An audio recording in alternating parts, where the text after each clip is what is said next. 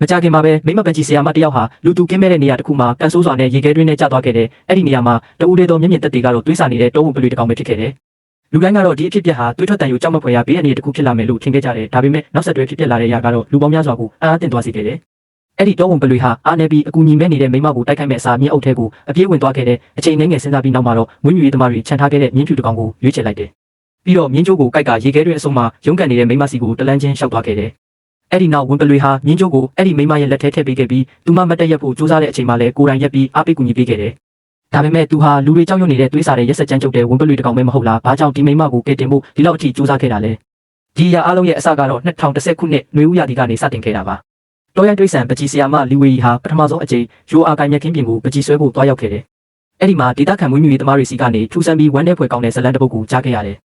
ရာသီဥတုအဆိုးရွားဆုံးဖြစ်နေတဲ့ရက်အနည်းငယ်မတိုင်ခင်ကဝင်ပလွေပြင်းတစ်ကောင်ဟာသူ့ဇနီးနဲ့တာသမီတွေအတွက်အစားအစာရှာဖို့အတွက်အနေအကြားကနေတိုးချန်နဲ့ဝင်ရောက်ခဲ့တယ်။ဒါပေမဲ့သူ့ကိုစောင့်ကြိုနေတာကတော့မွေးမြူရေးသမားတွေကြိုတင်ပြင်ဆင်ထားတဲ့တိရစ္ဆာန်ဖတ်ထောင်ချောက်ပဲဖြစ်ခဲ့တယ်။ဗိုက်စာနေတဲ့တားပေါက်လေးတွေစီအစားအစာပြန်ယူသွားနိုင်ဖို့အတွက်သူဟာအလွန်နာကျင်ကြမ်းတဲ့ဆုံးဖြတ်ချက်တစ်ခုကိုချခဲ့ရတယ်။ထောင်ချောက်ထဲညှက်မိနေတဲ့သူ့ခြေထောက်ကိုကိုယ်တိုင်ကိုက်ဖြတ်ပစ်ခဲ့တယ်။ဒါပေမဲ့ခြေထောက်တစ်ဖက်ဆုံရှုံပြီးအသက်ရှင်ဖို့ကြိုးစားခဲ့ပေမဲ့နောက်ဆုံးမှာတော့အမဲလိုက်ခွေးတွေရဲ့လိုက်ဖက်မှုကိုမလွတ်မြောက်နိုင်ခဲ့ဘူး။ဝင်ပလွေဘရင်ဟာနှင်းမုန်တိုင်းထဲမှာသူ့ရဲ့ကောင်းဆန်စွာတည်ဆုံသွားခဲ့ပြီးလေထဲမှာလွင့်နေတဲ့ဝင်ပလွေရေပြားတစ်ခုဖြစ်တာကြံရစ်ခဲ့တယ်။သူ့ဇနီးဖြစ်တဲ့မိမဝန်ပလွေဟာခင်မွန်းတည်ဆုံသွားကြောင်းသိလိုက်ရတဲ့အခါတညလုံးဝမ်းထဲစွာအော်ဟစ်ငိုကြွေးနေခဲ့တယ်။မာနာကြီးတဲ့မိမဝန်ပလွေဟာတယောက်တည်းအသက်ရှင်ဖို့မရွေးချယ်ခဲ့ဘူး။နောက်တညမှာတော့သူဟာတိုးချန်တဲ့ကိုဝင်ရောက်ပြီးတိုးတွေကိုအပြင်းထန်ကိုက်တက်ကလက်စားချခဲ့တယ်။ပြီးတော့အစိတ်ကိုစားတောက်ပြီးခင်မွန်းနောက်ကိုလိုက်သွားခဲ့တယ်။အသက်ဆုံးခါနီးအချိန်မှာတော့လူသားတွေသူ့အရေးပြားကိုအပြည့်စုံမရနိုင်အောင်သူ့ကိုယ်သူအစွမ်းကုန်ကိုက်ဖြတ်ဖြစ်စီခဲ့တယ်။ဒီဝန်ပလွေဘရင်နဲ့သူ့ဇနီးတို့ဟာတေချင်းနဲ့တောင်သူတို့ရဲ့ဂုဏ်တိတ်ခါကိုကာကွယ်ခဲ့ကြတယ်။လီဝီဟာဒီဇလန်ကိုကြားပြီးနောက်အချိန်တော်ကြာအောင်စိတ်မငြိမ်နိုင်ခဲ့ဘူး။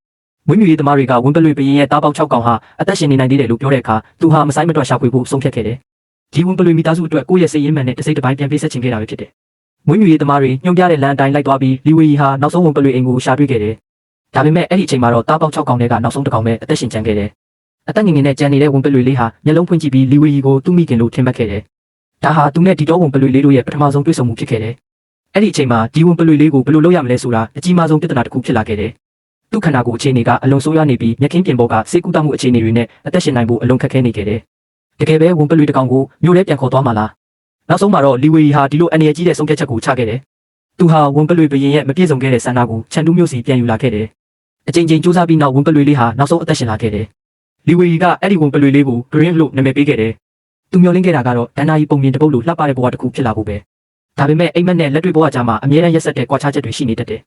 သူဟာ Green ကိုခွေးလေးတစ်ကောင်လိုလှုပ်ဝက်မွေးမြူခြင်းခဲ့ပေမဲ့ဂရင်ဟာခွေးမဟုတ်ခဲ့ဘူး။တလသားရွယ်ရောက်တာနဲ့အသားစိမ့်တွေကိုကိုက်စားဖို့စတင်ခဲ့ပြီးသူ့မျက်လုံးထဲမှာတောရိုင်းတဘာဝရဲ့စာတော်မှုတွေထင်ရှားနေခဲ့တယ်။သူ့မျက်ရည်ကအံ့ဩစရာကောင်းလောက်အောင်မြင့်မားခဲ့တယ်။ TV ကိုအကြိမ်နဲ့ငယ်ကြည့်ပြီးတာနဲ့ကိုယ်တိုင်ဖွင့်တက်လာခဲ့တယ်။ TV ထဲမှာဝင်ပလွေတွေငါးဖမ်းနေတာကိုမြင်ပြီးနောက်တစ်နေ့မှာတော့သူဟာတကယ်ပဲအိမ်ကရေကန်ထဲကနေအသက်ရှင်နေတဲ့ငါးတစ်ကောင်ကိုဖမ်းယူလာခဲ့တယ်။လျှက်စစ်တက်လိုက်မှစိုးရိမ်တဲ့အတွက်လီဝီဟာလျှက်စစ်ကျိုးတွေကိုမုံရင်းနဲ့လိမ့်ထားရတဲ့အထိဖြစ်ခဲ့တယ်။ဒါပေမဲ့တကယ်ကိုကောင်းကိုက်စီခဲ့တာကတော့ညဘက်မှာထွက်ပေါ်လာတဲ့ငိုကြွေးတန်တွေပါပဲ။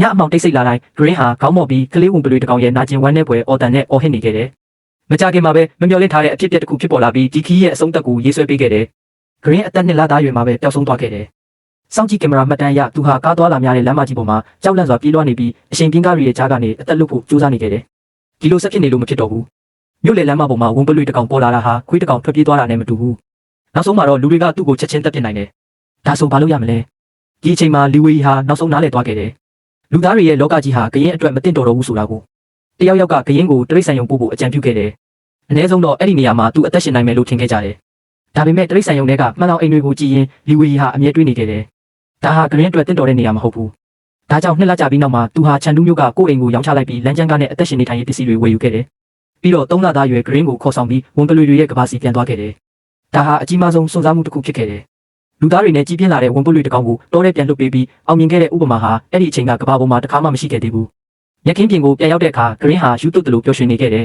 ။ဒါဟာသူမွေးဖွားပြီးနောက်အပျော်ရွှင်ဆုံးအချိန်ဖြစ်ခဲ့တယ်။သူဟာအဝေးကြီးထိပြေးသွားပြီးမမြင်ရတော့ဘူး။ဒီလိုနဲ့ပဲလွတ်ပေးလိုက်လို့မဖြစ်ဘူးလား။ဒီနေရာကအရန်ကျဲတဲ့အခုတော့သူလွတ်လပ်ပြီ။ဒါပေမဲ့ဂရင်ဟာမကြခင်မှာပဲလက်တွေ့အခြေအနေကိုသိလာခဲ့တယ်။အဝေးကြီးပြေးသွားမိတဲ့အတွက်အရွယ်ရောက်ပြီးသားတောခွေးအုပ်တအုပ်နဲ့တွေ့ဆုံခဲ့တယ်။ကံကောင်းစွာနဲ့အတန်ကြားပြီးအနီးနားကမွေးမြူရေးသမားတွေအလင်းမြန်ရောက်လာခဲ့တာကြောင့်အန်ရကနေကဲတင်နိုင်ခဲ့တယ်။မိနစ်အနည်းငယ်ကြာမှပဲအရင်ကမန်တက်နေခဲ့တဲ့ဂရင်ဟာကြောက်လန့်ပြီးပြန်ပြေးလာခဲ့တယ်။သူအရန်ကြောက်သွားခဲ့ပြီးလီဝီကိုလာပြီးအဖော်ပြုတ်ပေးဖို့အော်ဟစ်တောင်းဆိုနေခဲ့တယ်။လီဝီနားလည်သွားခဲ့တယ်။သူ့ကိုအသက်ရှင်နေထိုင်နိုင်ဖို့မတင်ပေးပဲဒီနေရာမှာပဲထားခဲ့မယ်ဆိုရင်ဒါဟာသူ့တက်ကိုအဆုံးသတ်ပေးလိုက်တယ်လို့ဖြစ်သွားမယ်ဆိုတာကို ဒါကြောင့်နောက်တစ်နေ့ကစပြီးလူတိုင်းနားမလည်နိုင်တဲ့မြင်ကွင်းတစ်ခုပေါ်ပေါက်လာခဲ့တယ်လူသားမျိုးသမီးတစ်ယောက်ဟာမျက်ခင်းပေါ်မှာလဲလျောင်းပြီးဝန်းပလွေတစ်ကောင်ကိုအမဲလိုက်နီးကိုလက်တွေ့ကျကျတင်ပေးနေခဲ့တယ်